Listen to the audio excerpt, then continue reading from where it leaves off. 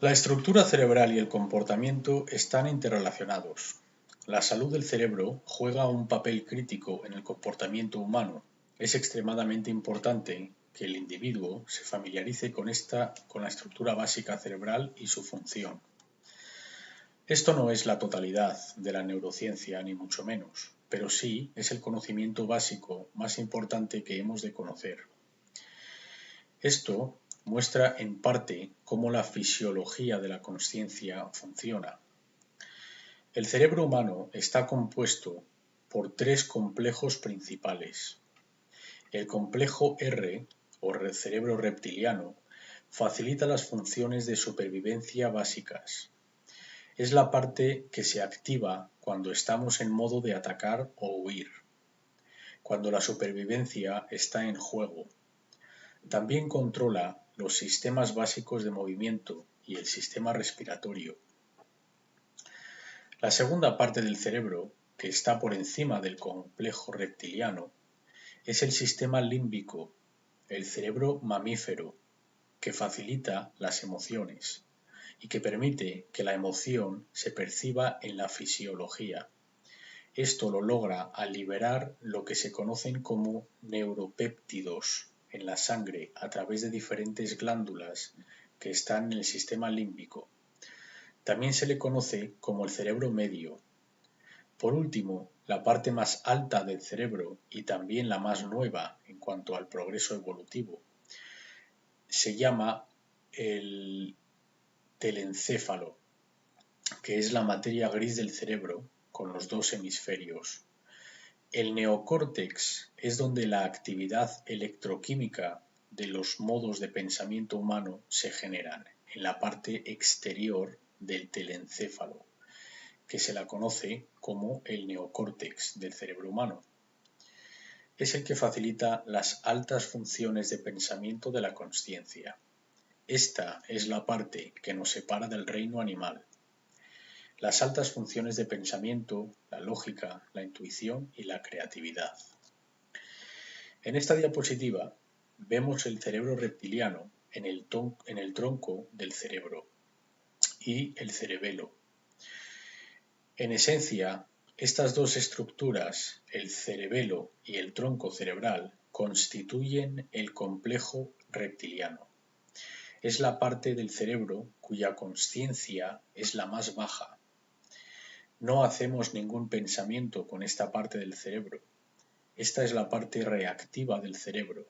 Reacciona ante los estímulos. Este es el mecanismo que responde ante los estímulos. En la parte media del cerebro es donde se encuentran las glándulas conocidas como el tálamo, el hipotálamo, la pituitaria y la pineal, que componen el sistema límbico. Todas las emociones humanas son facilitadas y son posibles gracias a esta parte del cerebro.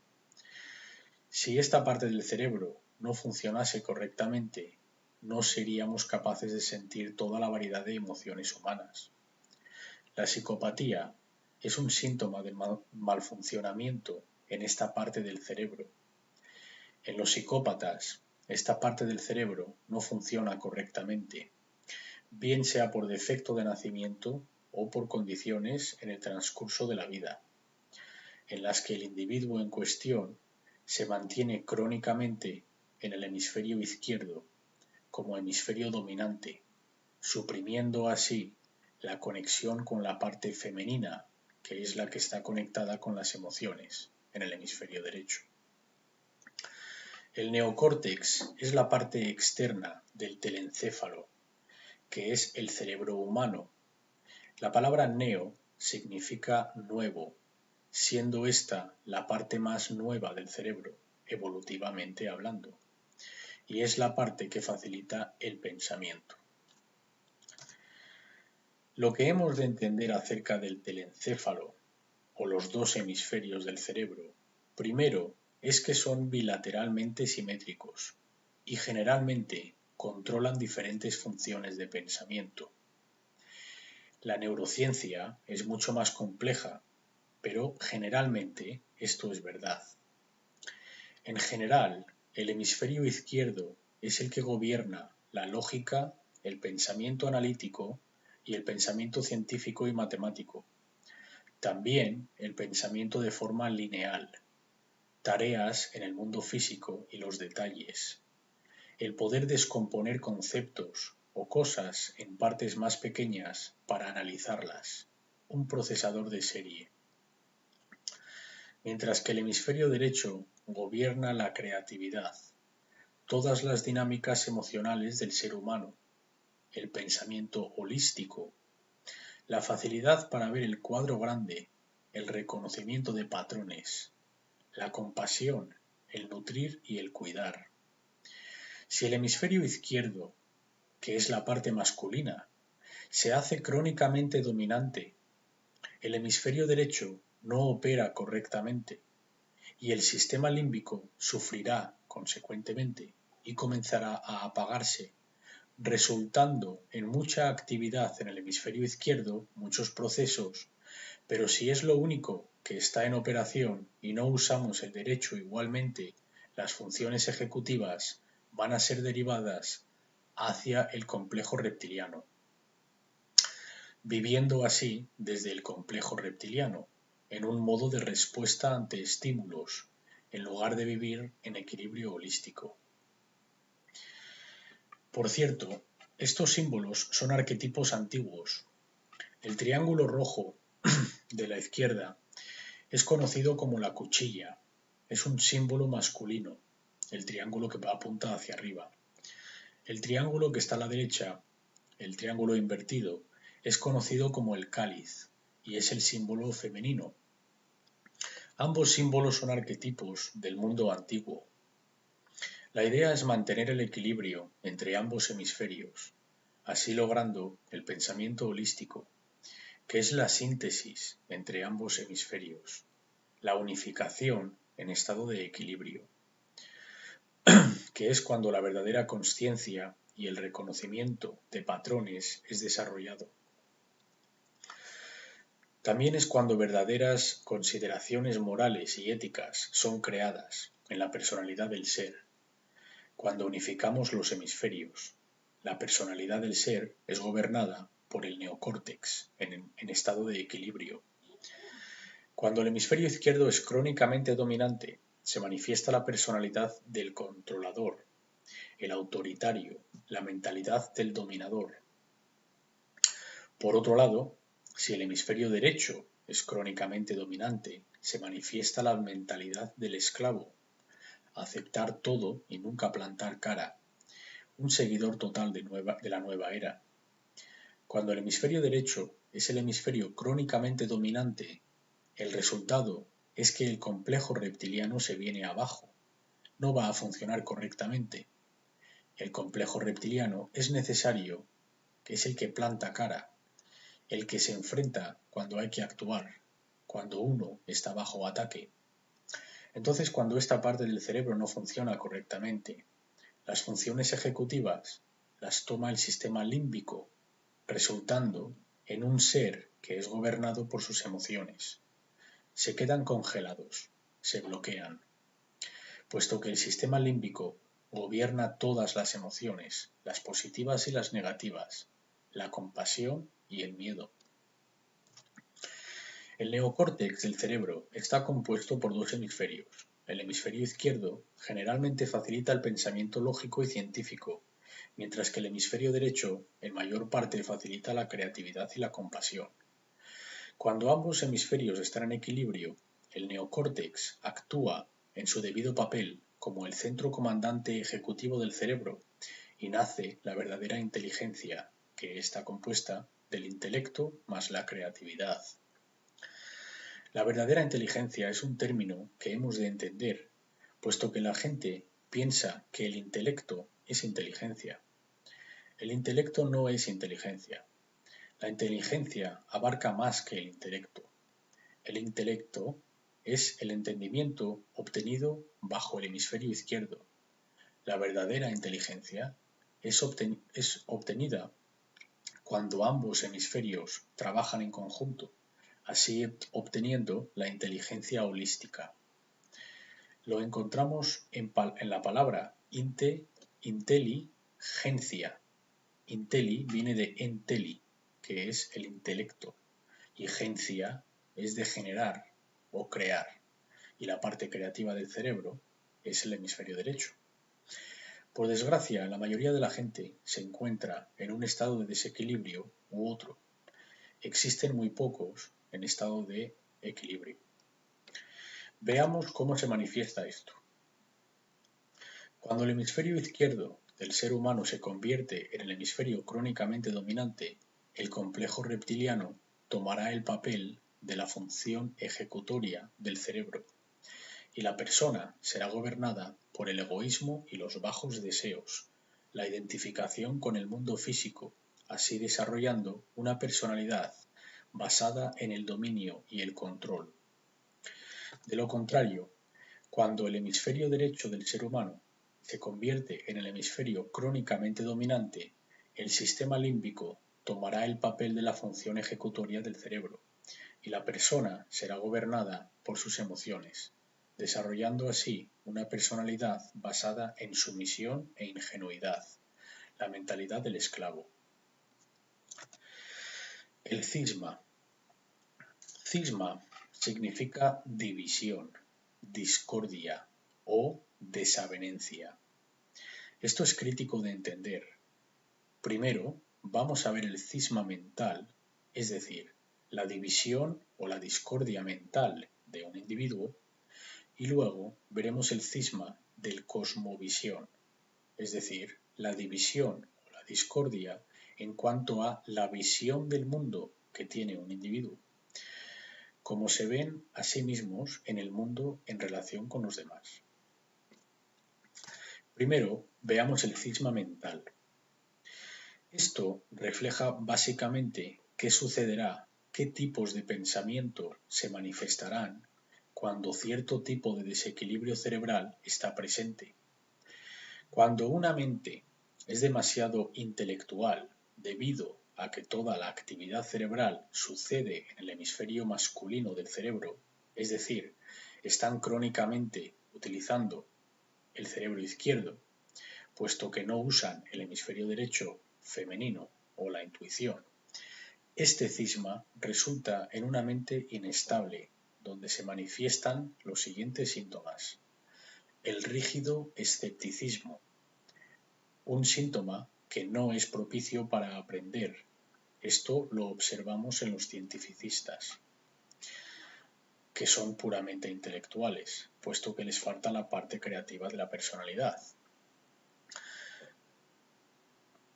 Otra manifestación es la ideología del ateísmo, que es también producto de la mente desequilibrada, cuyo hemisferio dominante es el izquierdo, anulando todos los aspectos de la realidad espiritual. No reconoce al espíritu, piensa que el universo es un gran accidente cósmico. La ideología del solipsismo. Esta enfermedad se manifiesta tanto en este desequilibrio como el desequilibrio cuyo hemisferio dominante es el derecho. Esta mente piensa que nada se puede llegar a saber. Para el solipsista no existe la verdad. Todos los estados de desequilibrio inevitablemente conducen a los siguientes estados. El relativismo moral, que es el pensar que no hay tal cosa como el bien o el mal objetivamente, sino que somos nosotros los que inventamos lo que está bien o lo que está mal, creyendo que no son inherentes en la naturaleza, sino que nosotros lo decidimos para nosotros mismos. La ideología del darwinismo social, que es la idea en la que cierta clase de sociedad, cierto grupo, decide cómo el resto han de vivir, porque estos son los inteligentes, entre comillas, y esto les otorga derechos mágicos para dirigir a los demás, puesto que son los más aptos, según ellos, claro. El darwinismo social postula la supervivencia de los demás, de los más socialmente despiadados. Muchos piensan que este es el orden natural. Esta enfermedad nace en una mente psicópata, cuyo resultado solo puede ser el caos. nace en una mente enferma que ha rechazado la verdad de que todo hombre ha nacido igual, y toda mujer, claro. No tiene nada que ver con la naturaleza ni con el orden, es precisamente lo opuesto. Todas estas ideologías son patentes del oscuro ocultismo, es decir, son ideologías que han sido creadas por los oscuros ocultistas para así conseguir mantener el desequilibrio. El relativismo moral es uno de los principios del satanismo. La ideología de la eugenasia son aquellos con tal desequilibrio cerebral cuyo hemisferio dominante crónico es el izquierdo, que piensan que son Dios. Por tanto, se creen con el derecho de decidir quién muere y quién vive. Se creen los controladores de quienes pueden reproducir y quienes no, es decir, quién vive y quién muere. Todas estas ideologías enfermas, desequilibradas, son formas de autoritarismo. La idea en la que el hombre es el autor, el creador, es decir, Dios. El hombre crea la ley, decide qué es el bien y qué es el mal, quién vive o quién muere. Esto es resultado de un extremo desequilibrio del hemisferio izquierdo. Ahora veremos los síntomas de un desequilibrio cuyo dominante es el hemisferio derecho. Observamos que es un desequilibrio similar al anterior, pero en una forma opuesta. El cerebro sigue completamente en desequilibrio, con lo que la persona no puede estar en estado superior de consciencia, por consiguiente, no es consciente de lo que sucede tanto dentro de sí mismo como a su alrededor. Pero los síntomas son generalmente opuestos con respecto al desequilibrio del hemisferio izquierdo. Entonces, la mente en estado de desequilibrio del hemisferio derecho como dominante conducirá a una mente ingenua. Se cree todo lo que se le dice. Acepta cosas de origen oficial, puesto que acepta la ilusión de la autoridad, sin investigar su validez o legitimidad por ella misma. Creencia ciega. Se cree en la próxima religión que se les presente. Solo se le ha de decir aquello que quieren oír y ya está, se lo creen. Básicamente, aquí se encuentran los seguidores de la nueva era, o cualquier seguidor de cualquier religión. Aquellos que confían en la ilusión del gobierno están bajo esta categoría, porque en líneas generales, en cuanto al dominio crónico del cerebro, si es el izquierdo, crea dominantes y el derecho crea esclavos. La religión extremista, el solipsismo, los sentimientos de indignidad, el odio hacia uno mismo, el aceptar órdenes de otros o ser un seguidor de órdenes, todos estos son síntomas de una mente desequilibrada que genera un esclavo voluntario, mientras que el opuesto desequilibrio genera un dominante psicópata. Todas estas ideologías actúan como control mental. Los creadores de estas ideologías de control de la mente mantienen ambos tipos de desequilibrios cerebrales. Les es indiferente en cuál de los dos estados de desequilibrio se encuentren las mentes de la gente, mientras estén en uno de estos estados. Mientras consigan mantener a algunos en estado de desequilibrio y otros en el otro estado de desequilibrio. Así consiguen que la dinámica juegue en contra de sí misma. Y como resultado de una población cuyas mentes están en desequilibrio, se manifestará un mundo en estado de prisión o control, es decir, bajo esclavitud, que es el que tenemos.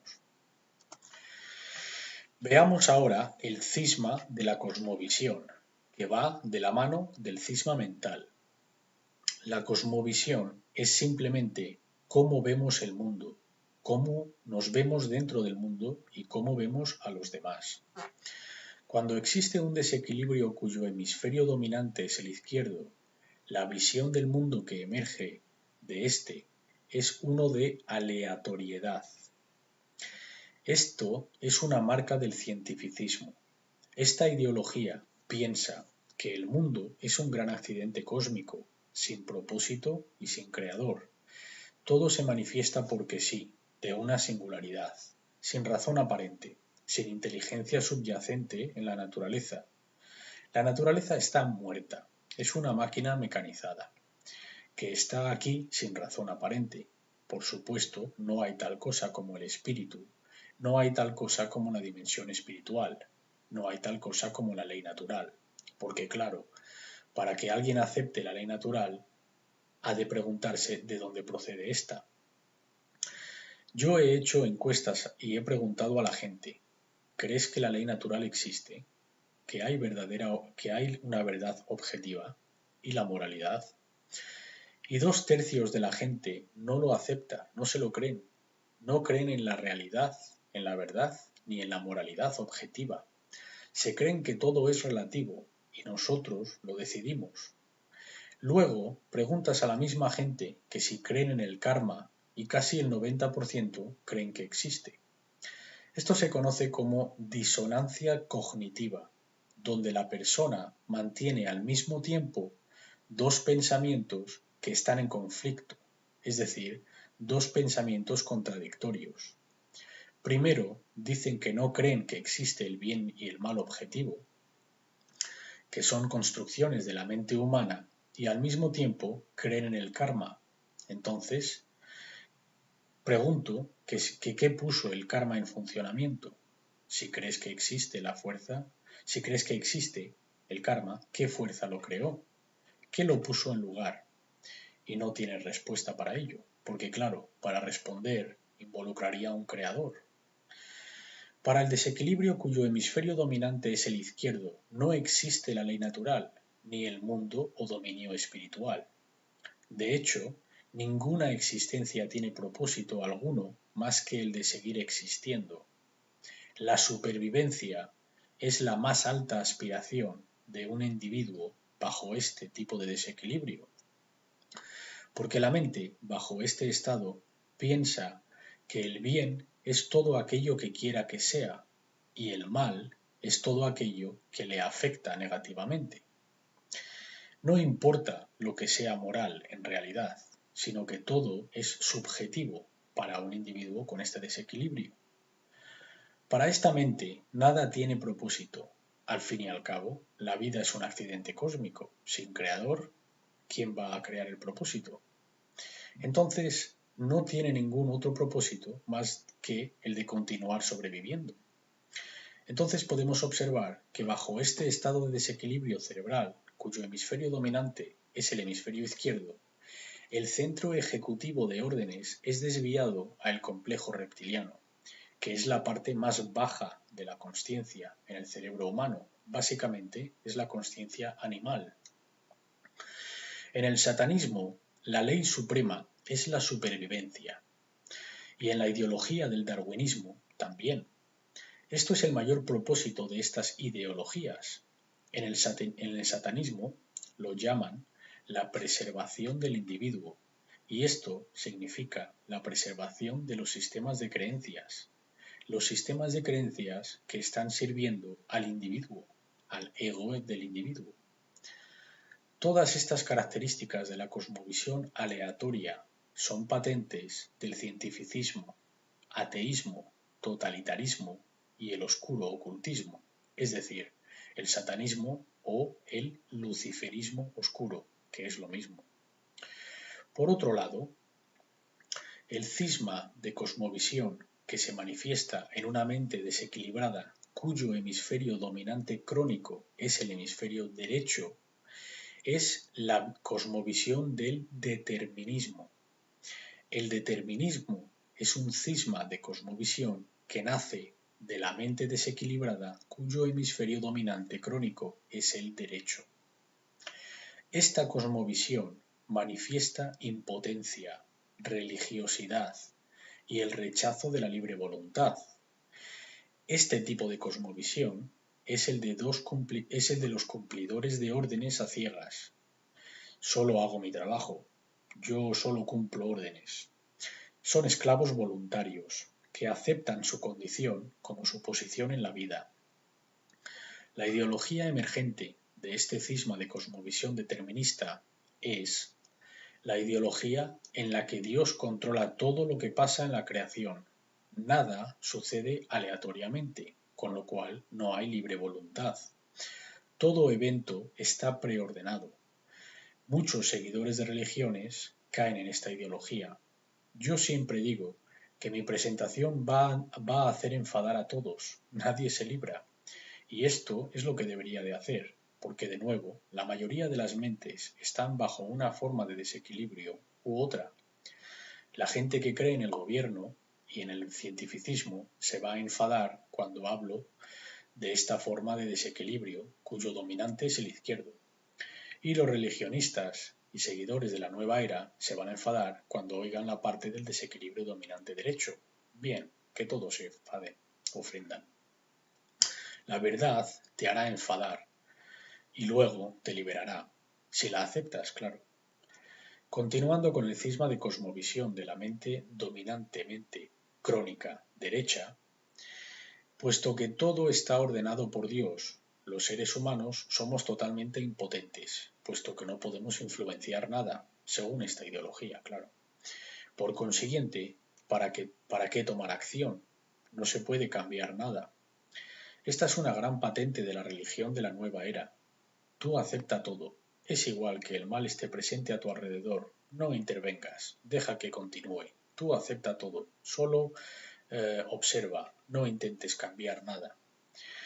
Pues verás que esta actitud te va a arrastrar a tu esclavitud, porque es la mejor manera de amarrar más las cadenas. Esta ideología nace en la mente enferma de un esclavo. Sin eufemismos, vamos a llamar las cosas por su nombre. Resumiendo, el desequilibrio cerebral debido al uso crónico dominante en el hemisferio izquierdo se manifiesta el pensamiento del dueño de esclavos, el controlador, el dominante, mientras que el desequilibrio cerebral, cuando existe un uso crónico dominante en el hemisferio derecho, surge la mente del esclavo. Si deseamos un mundo que continúe propagando esclavitud, hemos de mantenernos en uno de estos estados de desequilibrio. De lo contrario, si queremos vivir en un planeta en libertad, armonizado con las leyes naturales y vivir para el bien común, hemos de unificar los hemisferios para obtener el balance. Aquí es donde reside la verdad, en el balance, en el equilibrio. La verdad es que el universo contiene ambos componentes. Existe un componente determinista y también existe un componente aleatorio. El componente determinista es la ley natural y el componente aleatorio es la libre voluntad. Esta es la verdad. Ambos componentes existen en cooperación y en conjunción el uno con el otro. El componente determinista es aquel que yo llamo la ley natural. Este ya está determinado, está creado, está funcionando, no puede ser alterado, no puede ser cambiado. Funciona sin fallar, 100% de las veces. Esto es determinado, es el componente determinado de la realidad. Pero también existe un componente aleatorio que funciona en conjunto con la ley natural, llamado la libre voluntad. Es nuestra habilidad para elegir nuestro comportamiento, para elegir hacer ciertas cosas y elegir no hacer ciertas cosas. Todo individuo lo tiene, independientemente de la posición, de la circunstancia o de su origen. Todo ser humano, todo ser individual que sea capaz de pensar, es superdotado con la libre voluntad, con el poder de la libre elección. Este es un regalo de la creación en sí. Podemos elegir lo que hacer y lo que no hacer. Nadie puede hacer que alguien haga algo como un robot, aunque haya gente que lo intenta. Entonces, la verdad se encuentra en el centro de estas dos cosmovisiones. Hay un componente determinista llamado ley natural y un componente aleatorio llamado la libre voluntad, nuestra habilidad para elegir nuestro comportamiento libremente. Veamos ahora un debate que lleva existiendo desde tiempo inmemorial, la naturaleza humana. ¿Cuál es la naturaleza humana? ¿Es demoníaca o es angelical? ¿Cuál es su esencia? Yo diría que ninguna de estas dos. Verás. Si preguntamos cuál es la naturaleza de este proyector, cuál es la naturaleza de este ordenador, cuál es la naturaleza del ser humano, la naturaleza del proyector es proyectar imágenes, para eso fue diseñado. La naturaleza del ordenador es computar información. La naturaleza del ser humano es que el ser humano es programable. El ser humano obtiene información, procesa información y da salida a la información en forma de comportamiento. Es parecido a un ordenador, donde entra información, procesa información y la da salida. No estoy diciendo que el ser humano es un ordenador. Estoy diciendo que el ser humano es parecido a un ordenador, en cuanto a que capta información, porque la piensa, la procesa y luego la exterioriza en forma de comportamiento. Entonces, la naturaleza humana no es inherentemente mala ni inherentemente buena. En cambio, debemos considerar las condiciones operantes o el medio ambiente en el que el ser humano existe que influenciará el comportamiento hasta cierto punto, así creando la presente condición humana. Por esto se la llama la condición humana, no se la llama la naturaleza humana, sino que en qué condición está presente el ser humano, en qué condiciones nos encontramos, en qué condición está mi ordenador. Está en una condición operativo, está haciendo lo que ha de hacer, porque ha sido mantenido en buena condición. Mi ordenador tiene un buen sistema operativo, que no tiene fallos, tiene buenos programas que hacen su trabajo sin fallar. Estas condiciones operantes determinarán su rendimiento. Entonces, los seres humanos son como ordenadores, somos programables. Esta es la naturaleza humana. Nuestra naturaleza es que podemos ser programados. Generalmente, lo que absorbe el ser humano a través de su entorno lo llamamos la cultura, y ésta se convierte en su programa y determinará su comportamiento llamado la vida. Y esto creará la condición humana en el colectivo, como sociedad, mientras más y más gente se comporten de esta manera. Veamos este funcionamiento. Los seres humanos son programables, muy parecido a los ordenadores. Al igual que un ordenador, si un ser humano ha tenido un mal formateo de sistema, es decir, malas condiciones durante sus años formativos, un sistema operativo malo, es decir, una cultura basada en la ignorancia, y encima malos programas, siendo estos las creencias dogmáticas, rígidas y erróneas, su comportamiento o salida en pantalla llamada la vida también será mala y contribuirá a condiciones deteriorantes en una escala masiva. Entonces, semejante a un ordenador, la condición del ser humano en gran parte dependerá de su programación. Si entra basura, saldrá basura. Si entra calidad, saldrá calidad.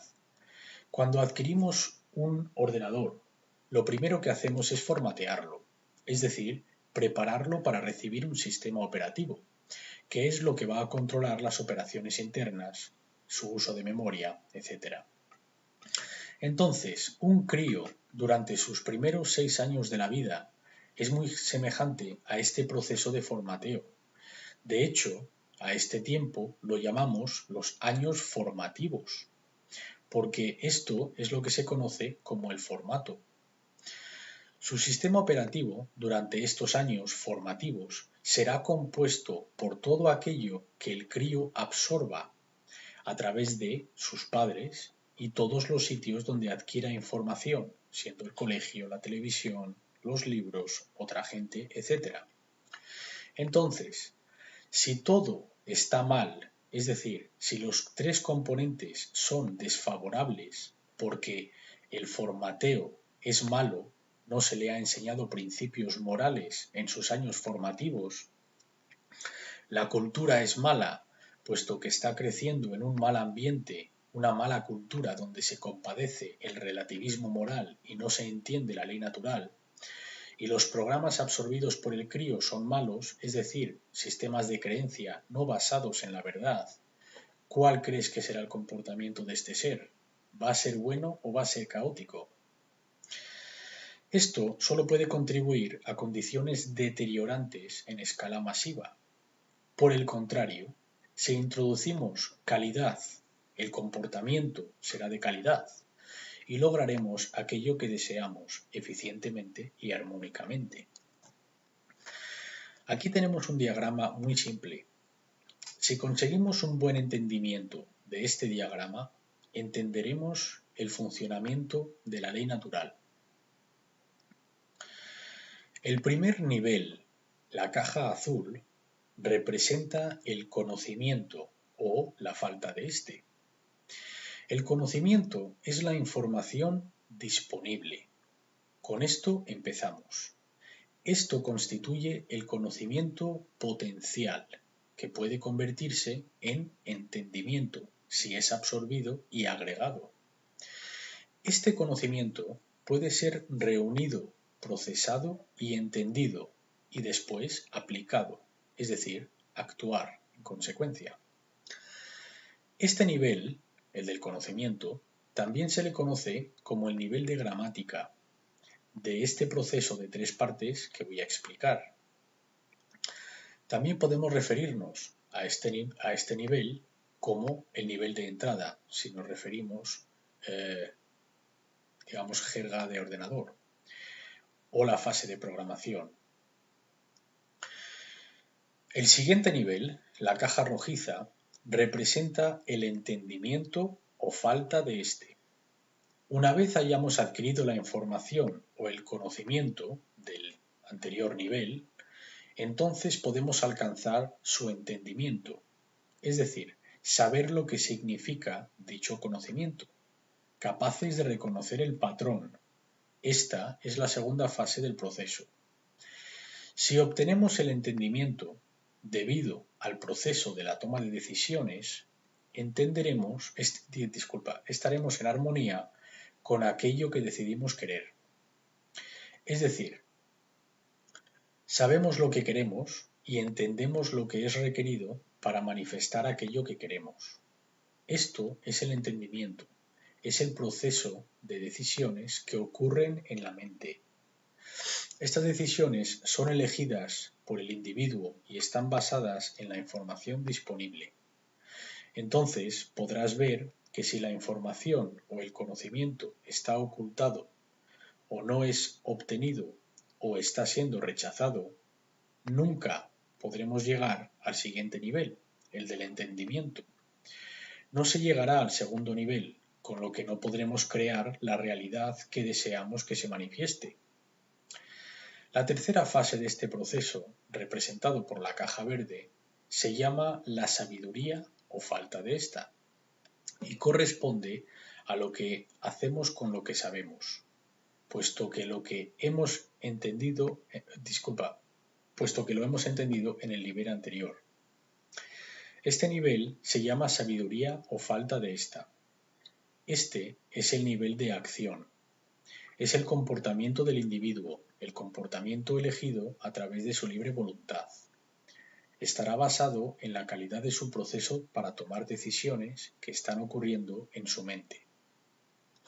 Este proceso, como ya hemos visto, está basado en la información disponible. Entonces, este es el nivel del comportamiento. La gente no piensa en sabiduría como comportamiento o acción, piensa que es saber, pues no lo es. La sabiduría es lo que hacemos con lo que sabemos. Sabiduría no es conocimiento. La sabiduría no es entendimiento. La sabiduría es comportamiento, o sea, acción. Es lo que hacemos con lo que sabemos. La sabiduría es la aplicación del entendimiento sobre el conocimiento.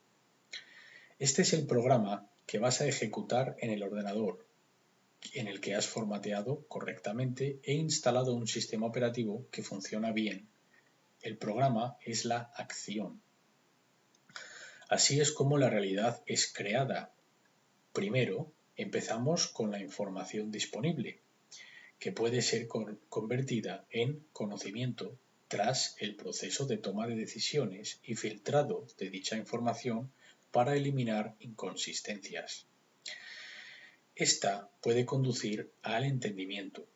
A continuación, este entendimiento, tras nuestra voluntad libre de toma de decisiones, puede convertirse en acción en el mundo. Cuando está hecho correctamente, es decir, basado en la moralidad y ética en la mente, a esto se le conoce como sabiduría. Cuando está hecho incorrectamente, lo llamamos locura y conduce a más y más caos. Entonces, basándonos en estos tres procesos, al final, algo es generado. Este es el cuarto nivel, representado por la caja grisácea. Algo se manifiesta físicamente en el mundo real, por decirlo de alguna manera. Entonces, la realidad manifestada se basa en el comportamiento colectivo.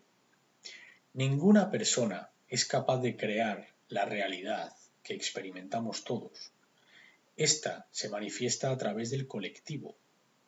En el colectivo estamos creando la realidad que compartimos.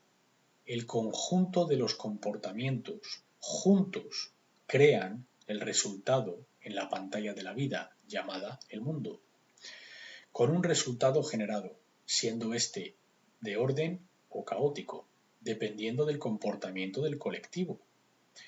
Esto dependerá de si la gente ha adquirido esta información, la ha procesado eficientemente para llegar a su entendimiento y luego actúa al respecto. La realidad manifestada es la calidad de la condición que se manifiesta en cualquier sociedad basada en la calidad del comportamiento colectivo dentro de esa sociedad. Así es creada nuestra realidad. Las condiciones que experimentamos, como los eventos que transcurren en el día a día, resultan de este simple proceso de tres partes. Este proceso de descubrimiento y proceso creativo se le conoce como el trivium. Esto es el trivium, conocido como tal en las antiguas tradiciones. Es el proceso que consiste en el conocimiento, el entendimiento y la sabiduría. En el transcurso del tiempo, estos niveles tenían otros nombres, como la gramática, la lógica y la retórica. También lo podemos mirar como nivel de entrada, nivel de proceso y nivel de salida. Luego el resultado en la pantalla, llamada vida. Como quieras llamarlo, entiéndelo y conoce cómo funciona. Una de las razones por la que estamos en la condición en la que nos encontramos es porque este conocimiento ha sido completamente obliterado, anulado de la conciencia pública, completamente obliterado. Es una pena que cuando preguntas a la gente que si conoce el trivium, la gran mayoría, no ha oído hablar de él. El trivium es la metodología clásica de educación para las artes libres. Quieren intentar eliminar como puedan este conocimiento de la vista pública. No quieren que la gente entienda cómo funciona este proceso en absoluto. Por esto, ha sido eliminado de las escuelas públicas. Y por esto, mientras la sociedad siga tal y como está, nunca lo incluirán de nuevo en la educación pública. Yo tuve la ventaja de acudir a un colegio en el que nos obligaron a aprender latín y griego. Esto fue de gran ventaja para el conocimiento de la lingüística. Tuve que leer y traducir algunos diarios de guerra de Julio César en latín. En uno de ellos, los romanos, César, incluido en una campaña de Gal, ahora conocida como Francia, César está acumulando a sus tropas para entrar más adentro en Gal. Las tropas están esparcidas en campañas donde se encuentran tanto los soldados como los esclavos, que son los encargados de trasladar el equipo, las armas y todos los bultos pesados. Son los que hacen el trabajo pesado. Y según va pasando César, observa cómo uno de sus centuriones está enseñando a uno de los esclavos el método del trivium. César le coge y muy severamente le dice: como te atrevas a enseñar a un esclavo más nuestro método de aprendizaje, pronto ellos no querrán ser esclavos. Habrá un levantamiento si saben lo que sabemos nosotros, si conocen nuestro método para descubrir la verdad. Le dijo: si te vuelvo a pillar haciendo esto de nuevo, te soltaré en el desierto de Gal, y que los galeses se ocupen de ti, que sabían que el Imperio Romano querían conquistar a su gente. Básicamente, le estaba diciendo que sería su sentencia de muerte, pero ni tan siquiera se encargaría a César de hacerlo él mismo, sino que dejaría que el enemigo se encargase. Esto es el poder del trivium. Investígalo, estúdialo, entiéndelo y vívelo. Ese es mi consejo. Así es como creamos nuestra realidad eficientemente o destructivamente.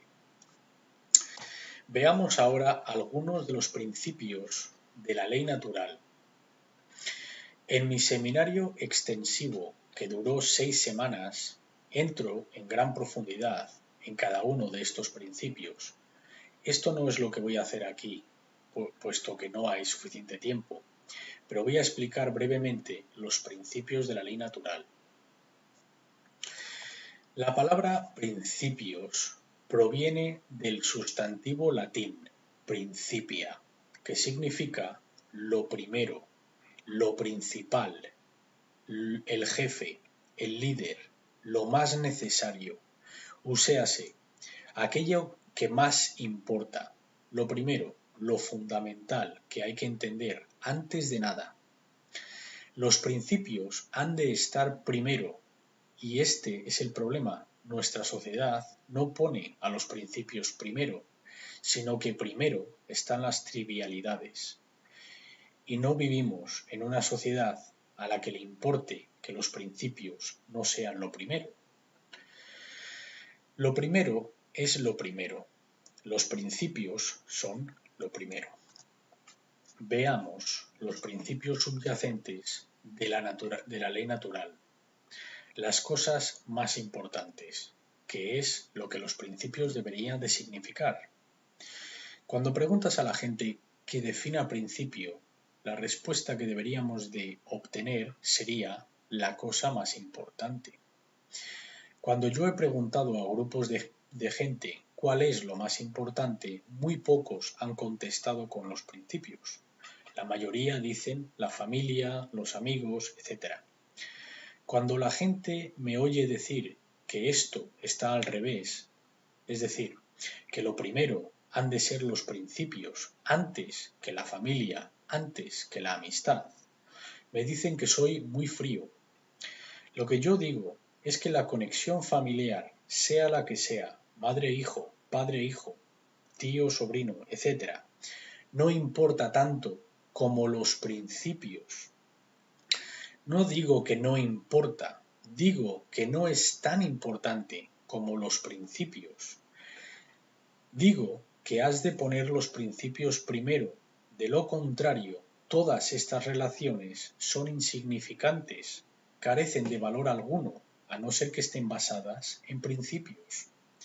Esto es la razón por la que tantas relaciones son disfuncionales. Los principios han de estar primeros, antes de poder tener una relación sólida con otro ser. Veamos cómo algunos de los principios de la ley natural funcionan. Esto es lo que yo llamo los principios generales de la ley natural. La ley natural es expresada a través de 7 principios subyacentes, básicos, más al que yo llamo el octavo principio o el principio oculto. Este octavo une a todos los otros 7 principios. El conjunto de estos principios constituye una llave maestra, a través de la cual la sabiduría universal será revelada, incluyendo el conocimiento de los requerimientos para obtener aquello que deseamos. Hemos de revelar esta información oculta. Esto es lo que hemos de hacer, para que todo aquel que desee y pueda comprenderlo, que así lo haga, porque no nos encontramos en una posición en la que podemos esperar mucho más tiempo. Estamos en el precipicio. Hay una obligación moral para mostrar esta información.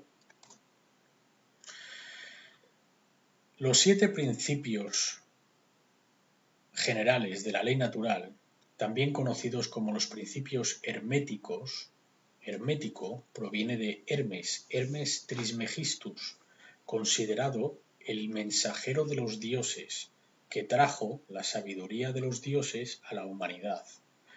En las tradiciones antiguas egipcias se le conocía como Thoth.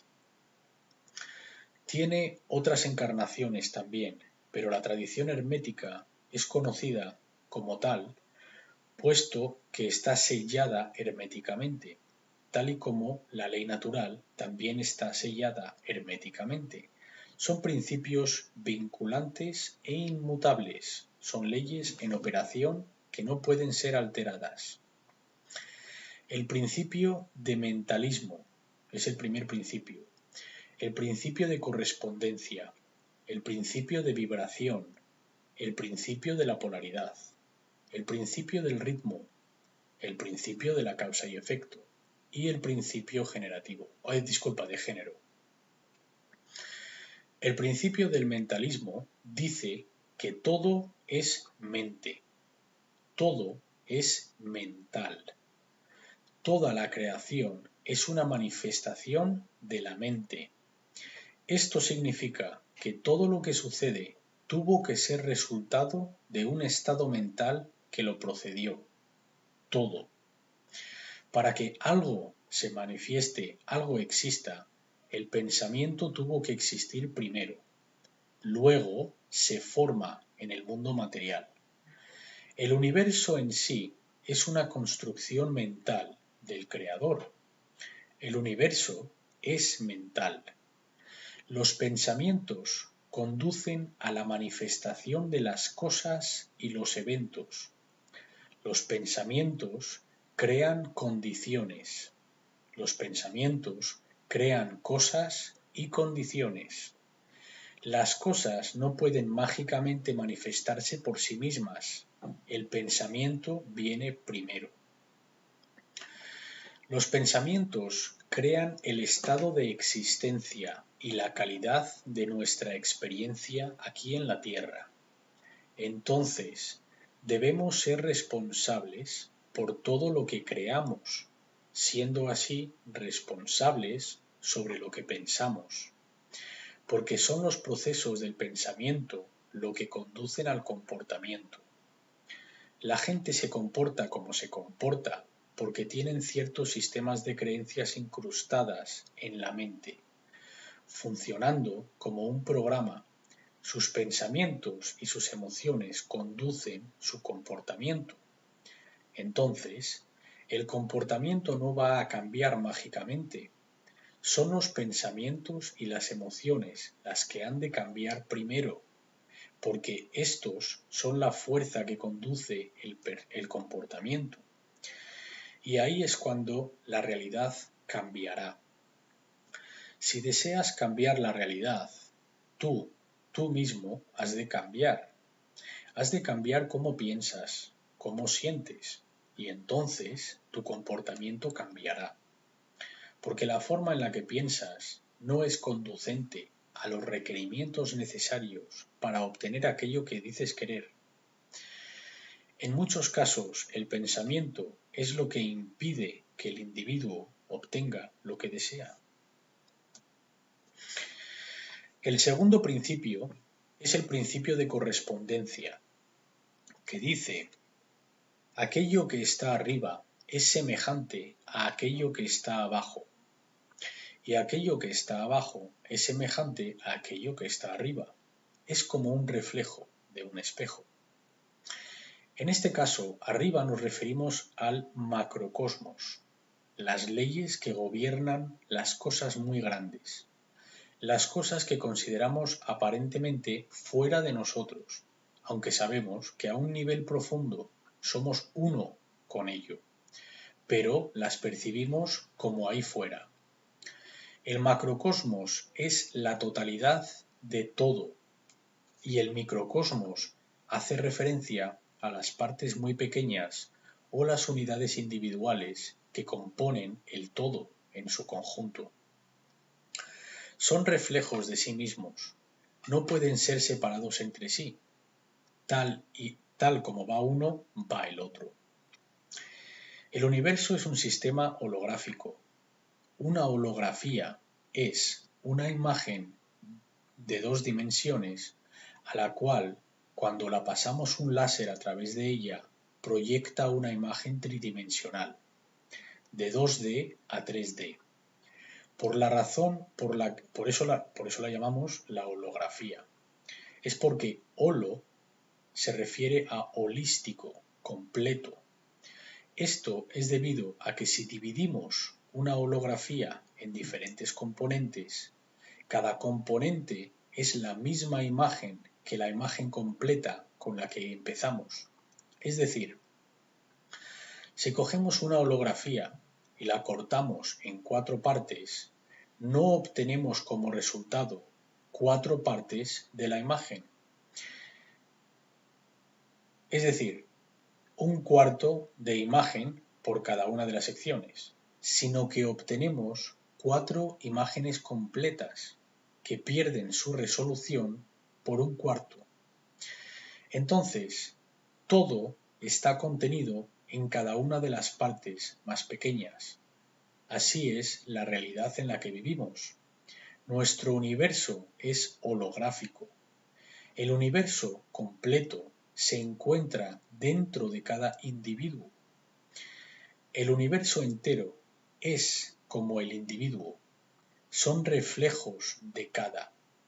Conocer cómo funciona el individuo nos ayudará a conocer cómo funcionan las leyes macrocósmicas. Similarmente, conocer las leyes macrocósmicas nos ayudarán a conocer la manera en la que la consciencia dentro del individuo funciona. Estas dos cosas no pueden ser separadas entre sí. Y de nuevo, como dije al principio de la presentación, esto es lo que se conoce como conocimiento oculto.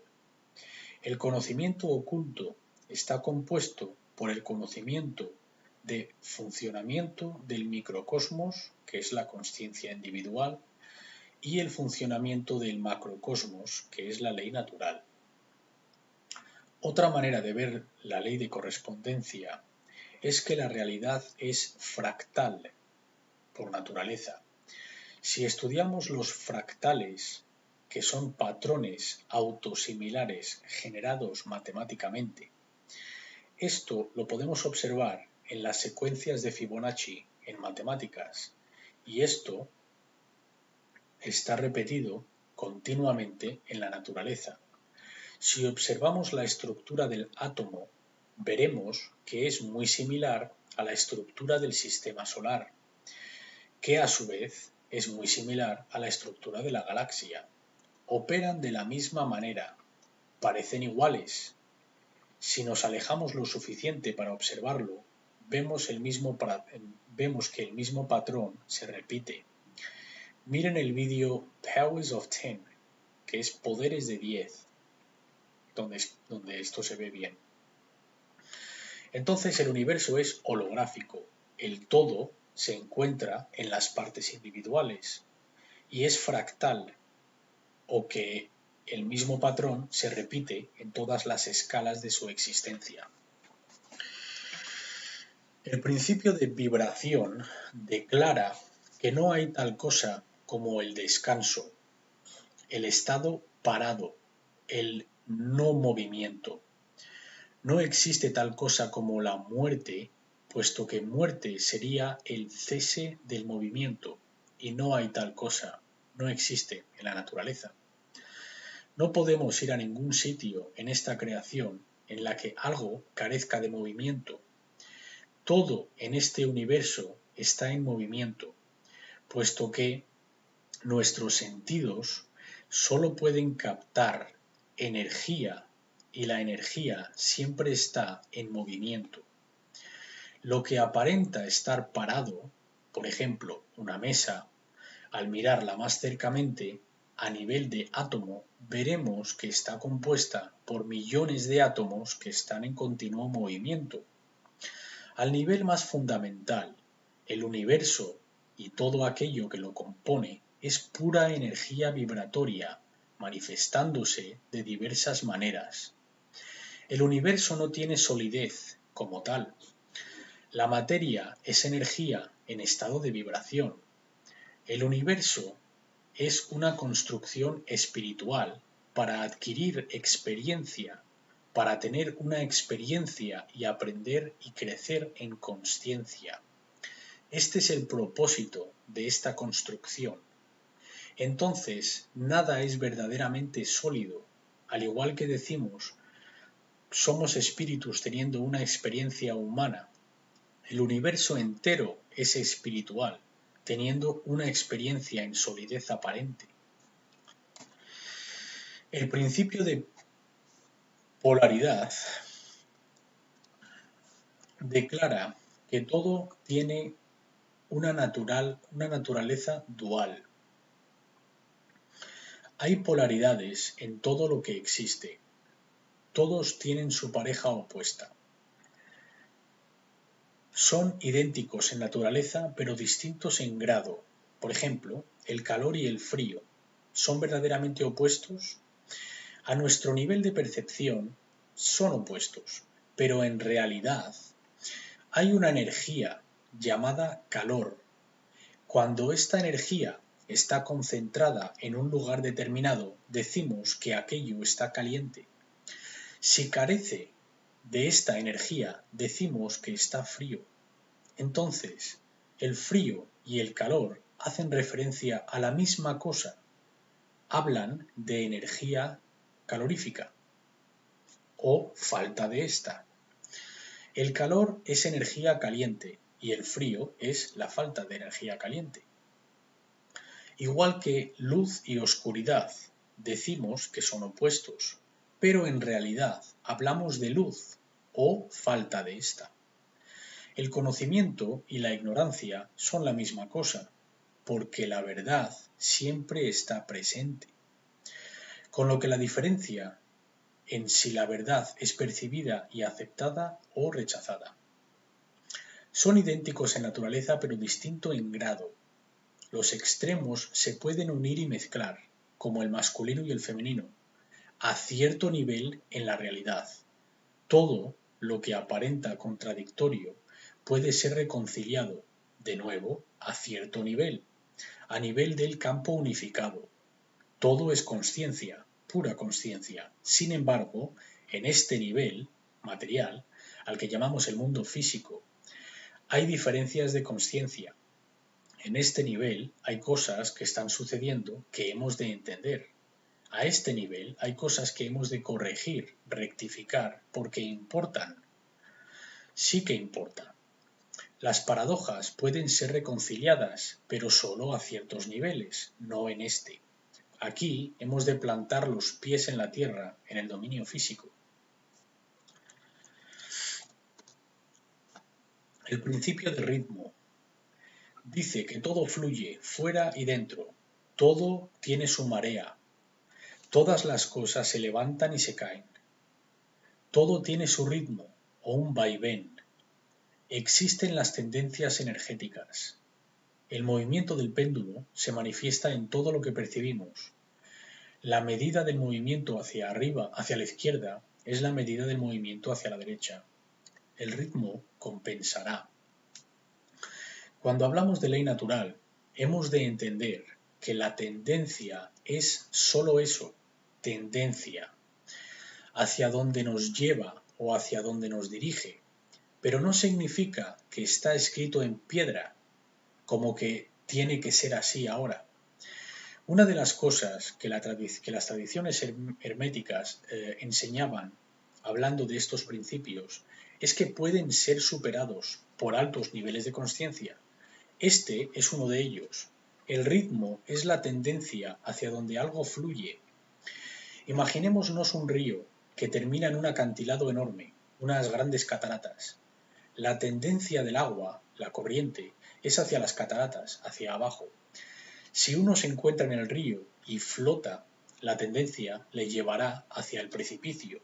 Pero si usa su voluntad, puede contrarrestar esta tendencia o inercia, la corriente, sobre todo cuanto más lejos esté de las cataratas, es decir, al comienzo del río, la corriente es más suave y poca voluntad es requerida para salir de ese peligro.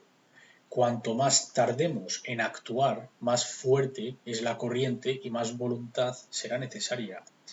Y en cierto punto la voluntad no podrá con la tendencia. Esto es la tendencia, es solo tendencia.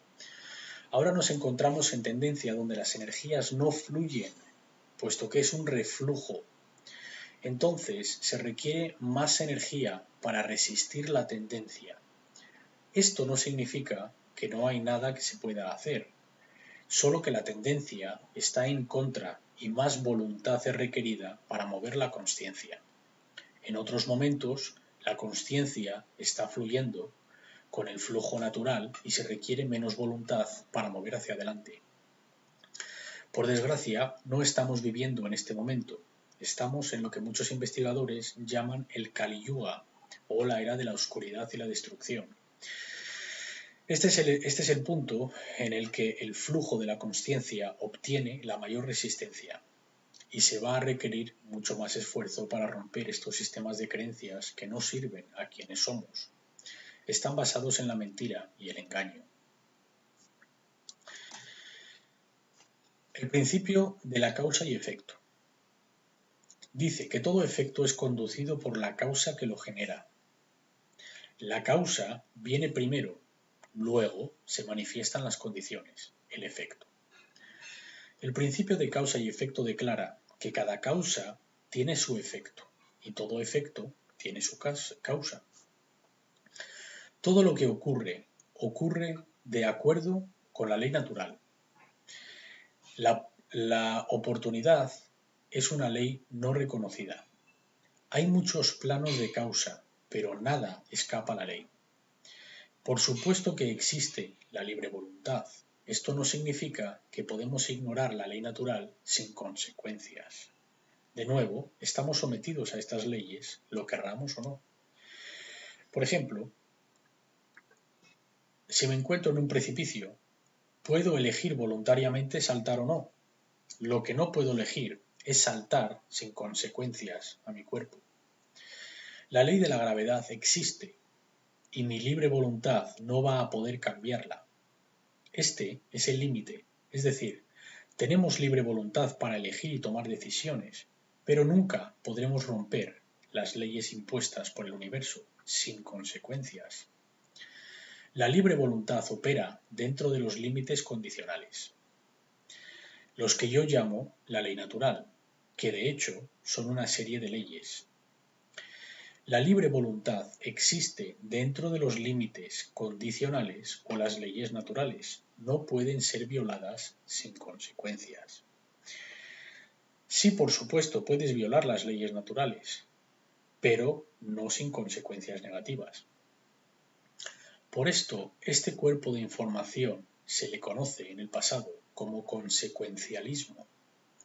Es el conocimiento de cómo las consecuencias son generadas por nuestro proceso de libre voluntad dentro de los límites de la ley natural. El problema es que existe un tiempo entre que decidimos tomar la elección no correcta hasta que sufrimos las consecuencias de esta elección. Por esto, muchos no son capaces de asociar las consecuencias con el efecto creado por nuestra elección. Si cada vez que tomásemos una elección inmoral, inmediatamente el universo nos devolviera el efecto, entonces sería muy fácil darse cuenta y ver el principio de causa y efecto en funcionamiento. Pero no funciona así. El universo requiere su tiempo para organizarse. La consecuencia del karma es más complicado que todo esto. Lo que sucede es que todos estamos experimentando en el conjunto los inmorales comportamientos de la especie humana está realizando en el día a día en los que nosotros no intervenimos, no paramos, no estamos rectificando debido a nuestra inacción. El karma así se está acumulando. Nos pensamos que el karma se acumula por acciones negativas, pero también por la inacción, el permitir que acciones negativas tomen lugar. Nada escapa a la ley. La ley está impuesta eternamente. En la segunda película de la Matrix, el principio de causa y efecto es revelado extensamente. La escena que mejor lo expone es cuando el carácter del merovingio les dice a los héroes que quieren ser liberados de la Matrix y de su control, les dice: vosotros venís a mí sin saber por qué estáis en esta situación. No entendéis los factores causantes que os han conducido a esta situación. Por consiguiente, os presentáis sin ningún poder para efectuar el cambio. Es decir, que sois impotentes.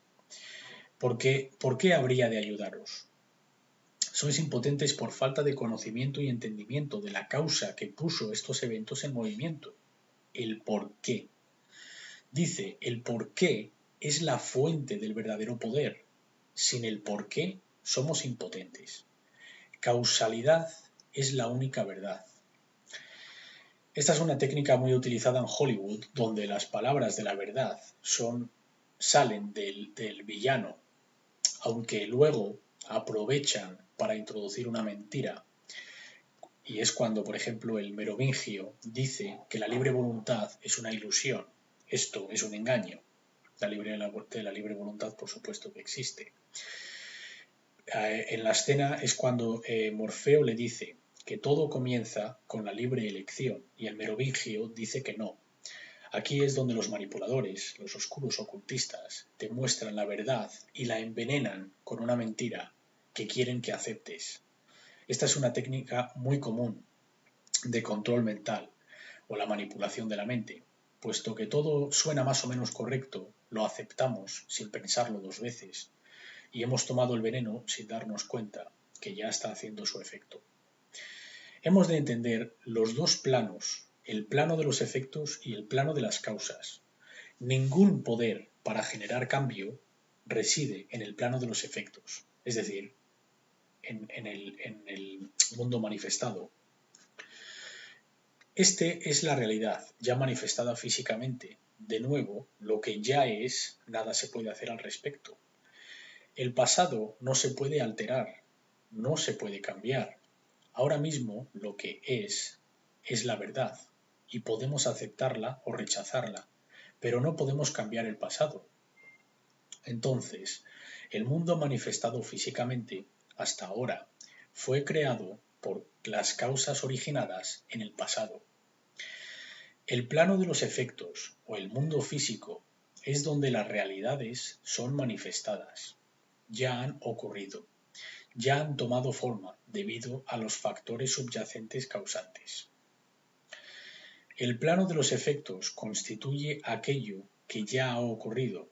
Por consiguiente, ningún poder para alterar cambio ocurre aquí, porque aquello que ya ha ocurrido no puede deshacerse.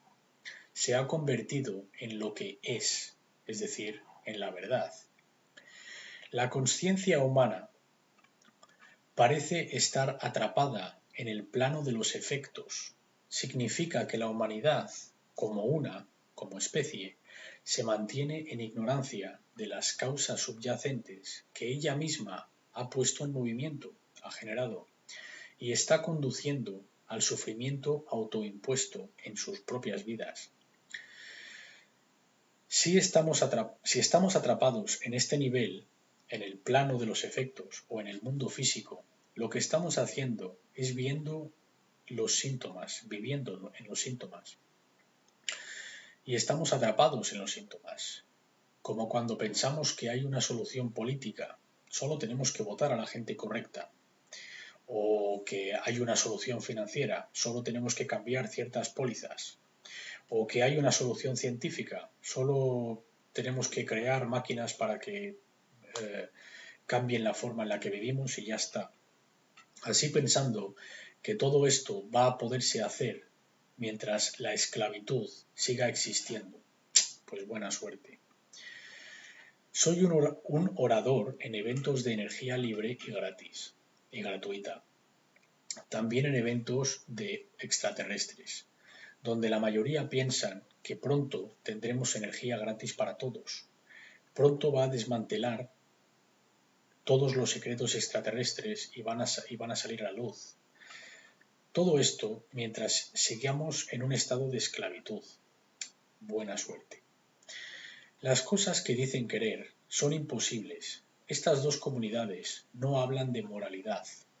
Piensan que vamos a tener energía gratuita, pero que nada va a cambiar con respecto a la estructura social y que mágicamente esta energía gratuita nos va a salvar.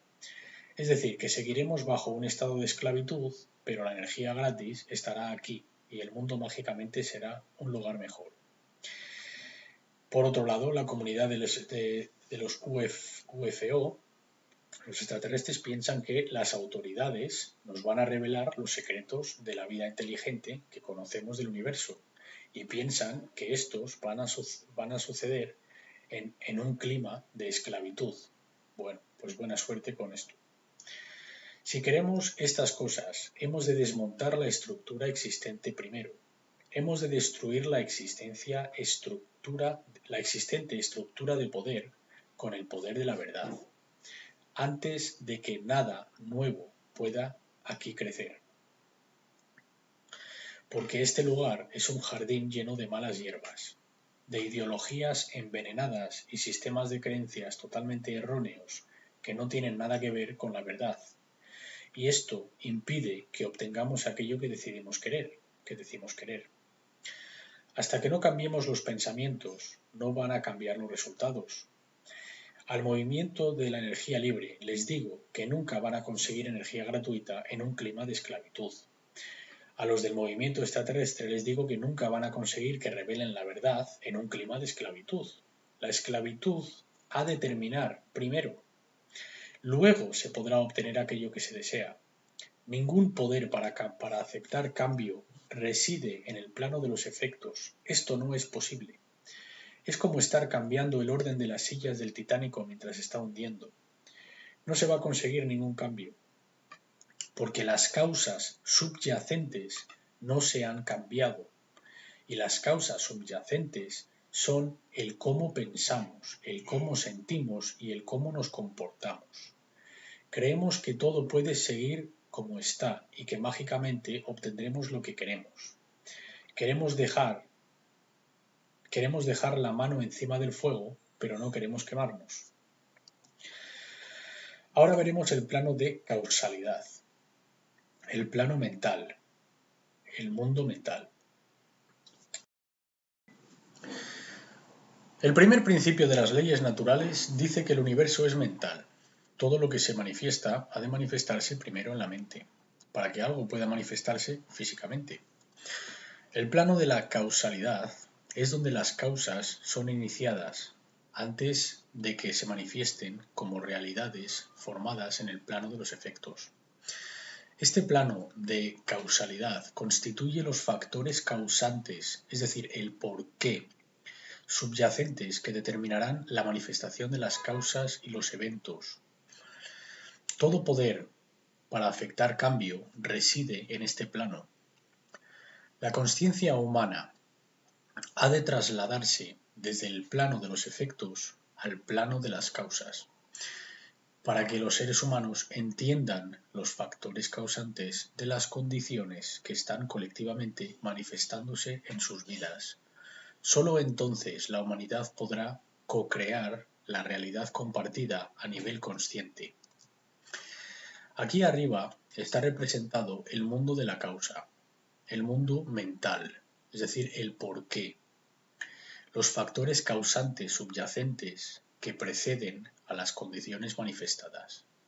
Aquí es donde ha de residir la consciencia, es donde reside el poder para cambiar. Es el entendimiento del por qué lo de abajo se manifiesta. La línea blanca representa el diagnóstico y abajo están los síntomas en el plano de los efectos, donde los síntomas se manifiestan y por encima de la línea del diagnóstico se encuentra la causa, los generadores de los síntomas. Abajo está el plano de efectos, que es el mundo físico, la realidad ya manifestada, aquello que ya ha ocurrido, que no puede ser cambiado. No se puede comenzar en el presente si se quiere cambiar el futuro.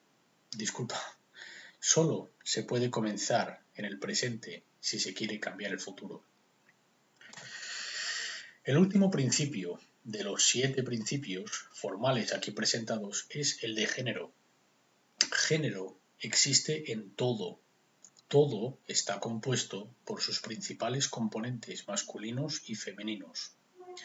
El género se manifiesta en todos los planos de existencia, en el espíritu, en el físico, en el mental.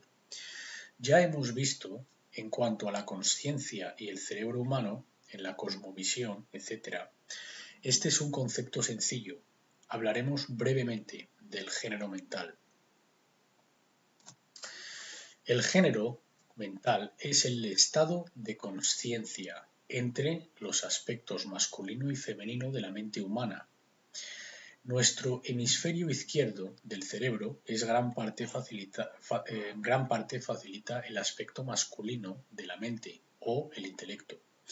Estos son los procesos de pensamiento lineales, como la lógica y la analítica, mientras que el hemisferio derecho de la mente en gran parte facilita el aspecto femenino o la intuición. Son los poderes de pensamiento holísticos, creativos y compasivos. A esta sección la llamo el principio perdido de la ley natural. Une a todos los otros principios. Yo la llamo principio encapsulante. Es el contenedor donde se encuentran todos los otros principios, pero está perdido porque no lo estamos ejercitando.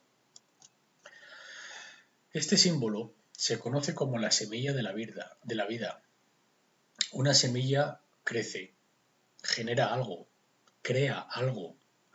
Una semilla tiene una cáscara o un caparazón, cuyo núcleo contiene todo el código genético generativo. La cáscara o el caparazón ha de estar intacto, de lo contrario, la esencia creativa o generativa se pierde. Este octavo principio, que es el principio perdido, ha de estar presente para que el cambio se manifieste. Es la cápsula. Este es el principio generativo, o el principio que gobierna la creación. Es el factor causante que al entrar en efecto resulta en la obtención de aquello que queremos. Y es el cuidado. Esto es diferente a la compasión y es un concepto diferente que el amor. Me refiero al cuidado en mayúsculas, para diferenciarlo del cuidado en minúsculas. El cuidado en mayúsculas significa dónde estamos colocando la atención para que permita que crezca. ¿Dónde estamos enfocando? Porque en lo que estemos enfocando es lo que estamos germinando y ayudando a que crezca. Esto no significa que hemos de mantenernos ignorantes de lo que está sucediendo en el mundo y no mirar a nada que sea negativo, porque lo vas a alimentar y vas a darle tu poder. Esto no es lo que significa.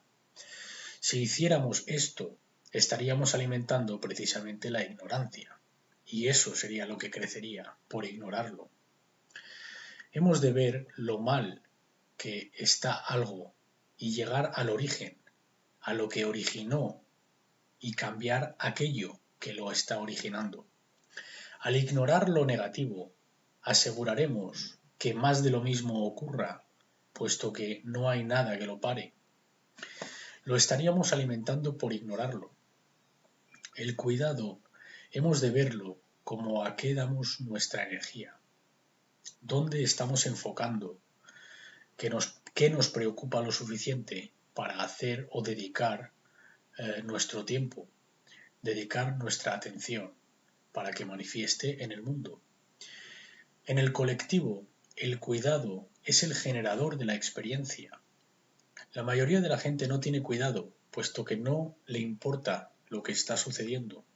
Entonces es imposible para nosotros en el colectivo cambiar el flujo de la energía, cambiar la dirección de la consciencia y por último lograr lo que queremos. Así funciona verdaderamente la ley de atracción. Así es como en realidad opera el principio perdido, que es la dinámica del cuidado. Lo que nos preocupa o donde prestamos atención en el día a día actúa como la fuerza que conduce nuestro pensamiento, acción y nuestro comportamiento. Hemos de desarrollar el corazón, mente y tripas. En este orden. El cuidado viene primero. Te tiene que importar lo suficiente para saber en la mente y por último actuar en las tripas. Y los tres han de estar en alineación.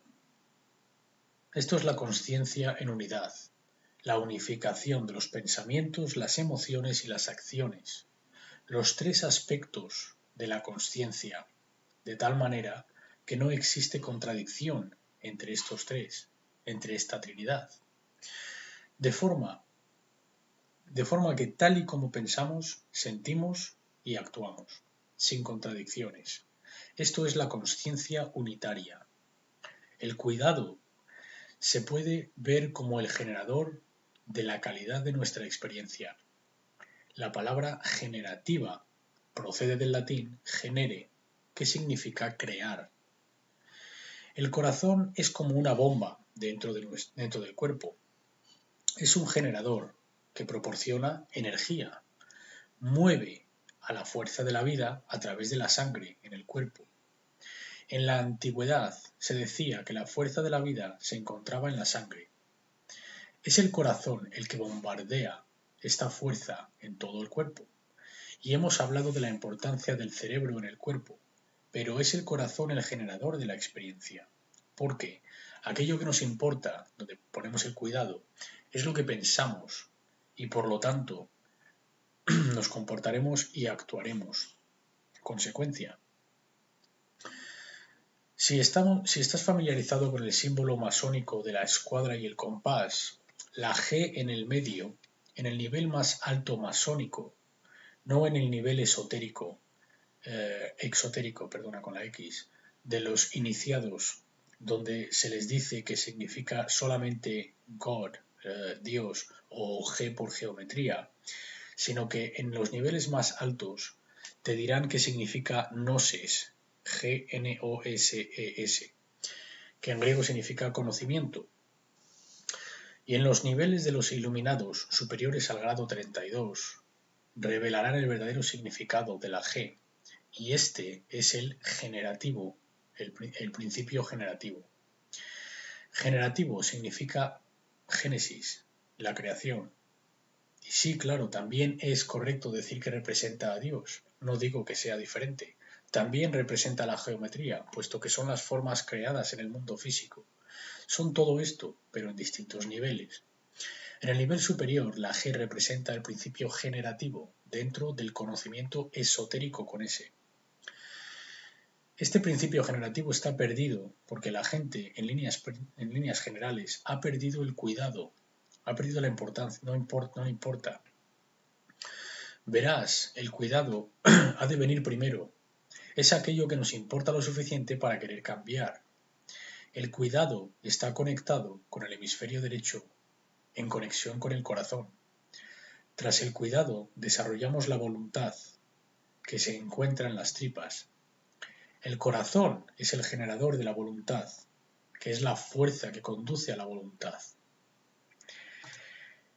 En mi seminario de New Age Bullshit expliqué en profundidad que la religión de la nueva era trata de evitar la acción. Quieren a la gente inactiva, pasiva, porque los oscuros ocultistas saben que lo que genera la realidad es el comportamiento. La acción genera la realidad. Mucha gente dice que quiere cambio, pero cuando preguntas que qué hacen al respecto, ni una palabra, silencio. Esta religión genera cobardía. Son unos cobardes porque dicen mucho pero no hacen nada. No quieren cambiar. Cobardes porque saben cuánto es el mal al que nos enfrentamos y hacen nada para cambiarlo. Esta religión ha de irse. La idea de que el cambio es posible sin tener que hacer nada al respecto tiene que irse. La realidad no funciona así, punto y final. Y no puedo hacer que lo aceptes esto. Lo reconozco que no puedo hacer que nadie lo acepte. Solo puedo decirlo para su consideración.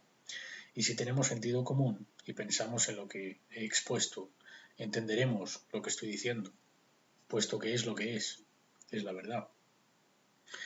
Mucha gente quiere engañar para que sigan de rodillas y acepten sus cadenas. Para esto se creó esta religión. Bueno, esta y todas. Vamos a hablar de moneda espiritual. Hay dos tipos de moneda espiritual, el tiempo y la atención. Decimos que el tiempo es dinero. ¿En qué voy a gastar o invertir el tiempo? ¿A qué voy a prestar atención? Aquello a lo que prestamos atención e invertimos el tiempo, obtendremos algo en retorno por esa inversión. Este retorno puede venir en forma de conocimiento, entendimiento, habilidades, pericia y empoderamiento, si invertimos nuestra moneda espiritual sabiamente. Esto es verdadero dinero. La palabra dinero, en inglés, money, proviene de dos palabras, monad eye, un ojo, un solo ojo. El ojo hace referencia al tercer ojo, al ojo singular, que todo lo ve. Es decir, el falso ojo singular, el falso tercer ojo, esto es el dinero. Lo que conocemos como dinero, el falso dinero, de la Reserva Federal, la moneda fiduciaria, que no vale ni el papel en el que está imprimido, solo tiene el valor que nos creemos que tiene. Es producto de la imaginación del hombre, carece de valor objetivo, carece de valor intrínseco. Es como el oro. La gente dice que el oro es valioso, que tiene valor, que se usaba como moneda de cambio. Pero ¿qué valor intrínseco tiene el oro? Ninguno. No podemos vestirnos con él, no podemos comerlo, no podemos calentarnos con él, no podemos usarlo como herramienta, ni construir con él, a no ser que tengamos mucho, claro. No tiene valor intrínseco. Es como si pregunto, ¿qué valor intrínseco tiene tu cazadora? Y tu respuesta es, porque yo la valoro. No me estarías contestando. Tu cazadora tiene valor intrínseco porque si tienes frío, te protege del frío, te da calor. Esto es valor intrínseco, tiene una utilidad, cubre una necesidad, algo que ni el dinero, ni el oro, ni la plata tienen. Bueno, el oro en una sociedad tecnológica se usa para hacer componentes electrónicos, esto es verdad, pero intrínseco significa en la naturaleza. El dinero se dice que es la moneda de cambio, no lo es, esto es incorrecto. Esto no es lo que es el dinero, es lo que pensamos que es, porque somos ignorantes de lo que en verdad es. El dinero es el limitador de energía del sistema. Es la resistencia del sistema, la resistencia al cambio en el sistema. Actúa como resistencia, porque mientras la modalidad de dinero siga existiendo, va a ser extremadamente difícil conseguir cambio verdadero. Como verás, yo consigo hacer enfadar a todo el mundo, no se libra a nadie, porque digo que la religión ha de irse, el cientificismo ha de irse, el dinero ha de irse, la política ha de irse, porque todos estos son religiones. Y la religión es una atadura, es lo que está frenando el cambio. Si invertimos sabiamente el tiempo y conseguimos verdadero conocimiento, verdadera visión espiritual, la habilidad para ver, para desocultar y poder ver la realidad, la verdad por lo que es, en lugar de percibir lo que queremos que sea, deberíamos de buscar mejorar la calidad de nuestra atención, prestando así atención a aquella información capaz de cambiar a uno mismo, como la condición humana entera. Tal esfuerzo constituirá una valiosa inversión de nuestro tiempo. Deberíamos preguntarnos en qué estamos invirtiendo el tiempo, a qué estamos prestando atención y, lo más importante, qué tipo de calidad estoy obteniendo como resultado de mis inversiones de la moneda espiritual.